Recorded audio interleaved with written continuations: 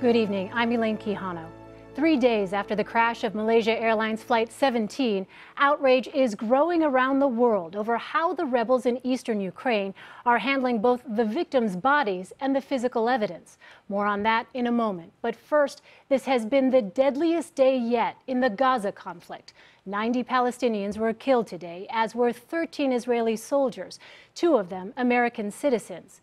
That pushes the 13-day death toll to at least 425 Palestinians and 20 Israelis. The White House says President Obama expressed, quote, serious concern over the escalating death toll in a phone call today to Israeli Prime Minister Benjamin Netanyahu.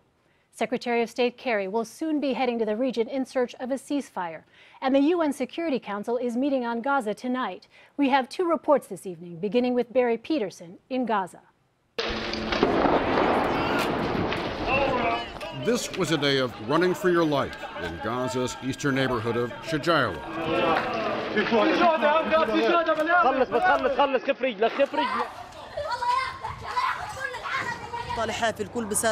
I was crying and shouting, Medea Abdul Atta told us. I saw bodies spread on the streets. I have never seen such a terrible thing.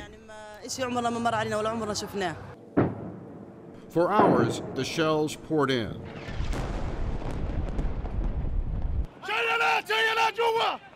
Only briefly interrupted by humanitarian ceasefire. Rescuers raced to find the wounded, but mostly this was a day when they found those who died in the streets.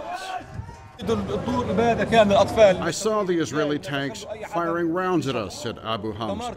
Many houses were demolished. And most of all, this was a day of grieving at the overwhelmed morgue in the city's main hospital. There is a grim efficiency about death in this place. So many that as soon as a family identifies one body, there's another to take its place. Every face was a story of loss. This man's 22-year-old son was among the dead. And then there is the story of Faoud Jabbar, a paramedic, killed when his ambulance was hit by a shell. A relative tried to understand why, but she couldn't. He wasn't a fighter, she said. He was a fighter for humanity, an ambulance worker. Why did he deserve to die?